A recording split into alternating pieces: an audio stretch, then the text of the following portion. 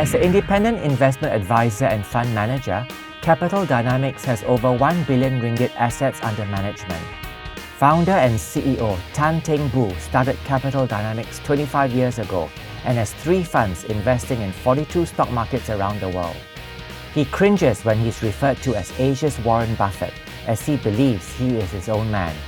This investment guru's philosophy is to seek capital appreciation while reducing the margin of error. We take a ride with Tan around downtown KL to find out what he makes of the recent volatile capital markets and where he invests his own money.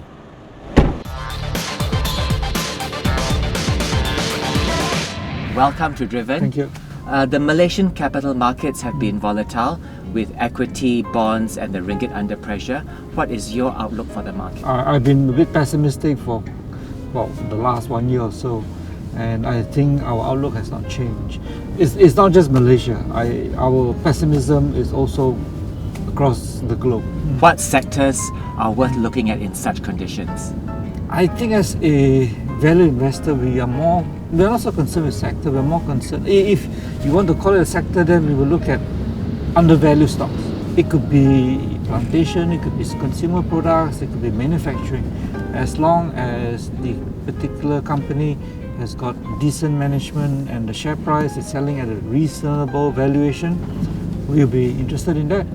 And the reason why we adopt such an investment philosophy is because with value investing, it always provides investors with a safety margin.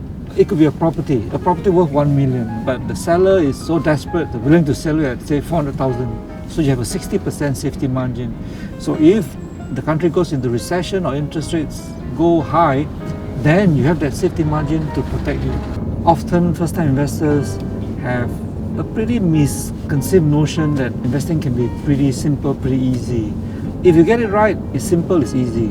But if you get all the noises, then it can be not only difficult, it can be quite painful at times. I think most importantly is that the investors must do their homework. No shortcuts.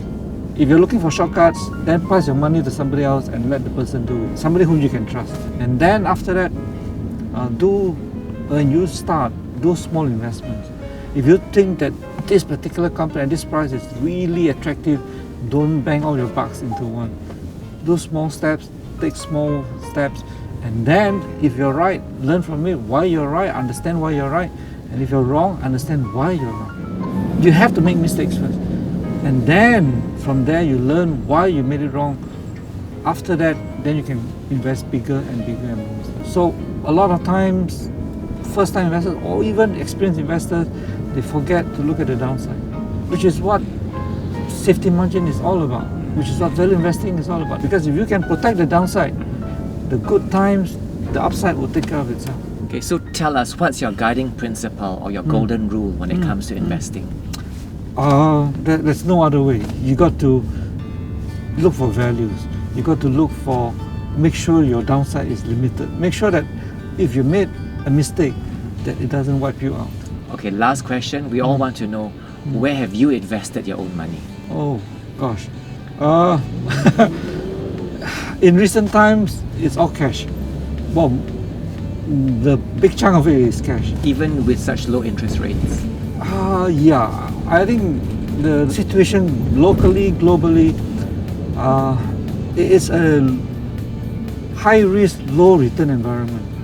So if one is not careful enough in choosing the opportunities, you might get stuck in the wrong investment for a long time.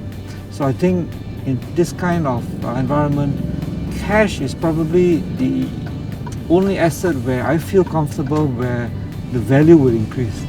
So I'm prepared to forego whatever opportunity there are, unless it is so attractive that it screams at you, like what we say in the industry, that it's a screaming buy.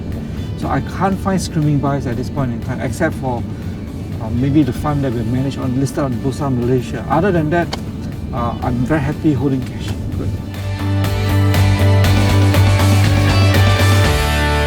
Thank you, Mr. Tan, for your time. Thanks, and best of luck. Thanks, same to you.